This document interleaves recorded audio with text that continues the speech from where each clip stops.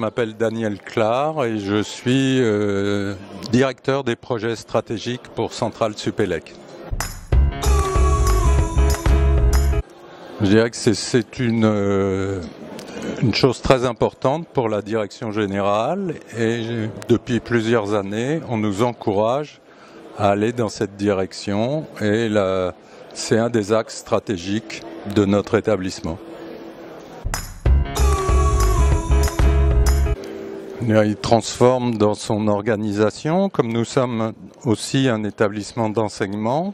L'important, c'est de faire passer auprès de nos étudiants l'utilisation du numérique.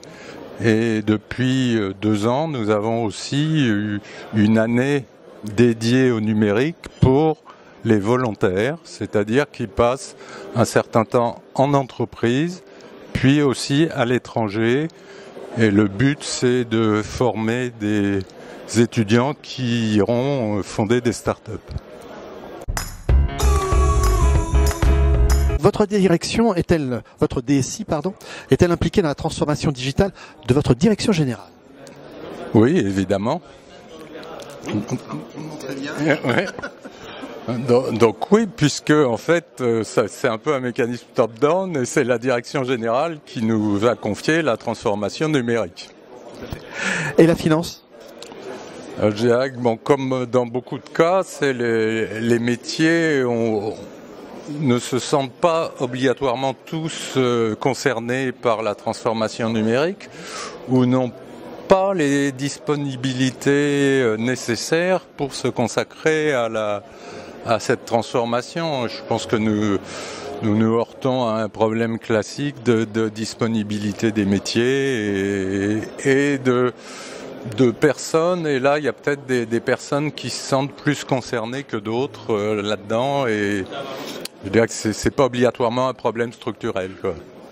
Si j'évoque plus spécifiquement les RH, je dirais que je pense que les RH ont un rôle essentiel à jouer, du moins de mon point de vue de DSI. Et là aussi, elles se sentent pas obligatoirement impliquées dans ce rôle et elles ne voient pas obligatoirement le fait que l'amélioration de tel ou tel processus va pouvoir amener une redistribution des tâches et à ce que les personnes se consacrent à des tâches plus intelligentes, etc. Et donc je pense que les RH devraient se sentir fortement concernés aussi par cette transformation. La communication? Je pense que la communication utilise bien le numérique et donc là, je dirais que les réseaux sociaux, par exemple, sont utilisés pour essayer notre clientèle étant quand même les jeunes et les étudiants, il faut passer par ces réseaux sociaux pour communiquer. Au niveau de vos compétences internes? Je pense que là, on manque sans doute un peu de ressources internes, c'est-à-dire qu'on manque un peu de personnes qui se mettent les mains dans le cambouis pour avoir les outils qui sont vraiment adaptés à notre métier de DSI, aux étudiants, aux métiers qu'on pratique. Et si on évoque l'alignement avec les directions générales? Je dirais que là, pour la direction générale, bien que le message soit assez fort, je pense que il faudrait qu'il soit plus fort vis-à-vis des métiers pour que les métiers s'y consacrent, mais je dirais qu'il y a aussi le fait que les métiers, ils se consacrent à des tas d'autres tâches. Alors est-ce que c'est un problème de temps? Je pense que c'est un problème de temps, donc de ressources, donc ça se mord un peu la queue, quoi. Avez-vous les moyens en termes de budget? Je dirais que pourquoi on n'a pas plus de personnes.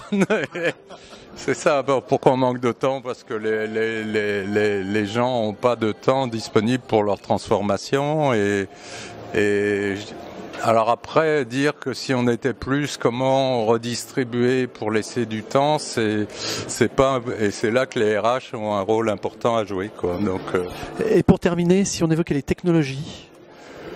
Je pense que les technologies, c'est pas un problème. Je pense que les technologies sont disponibles.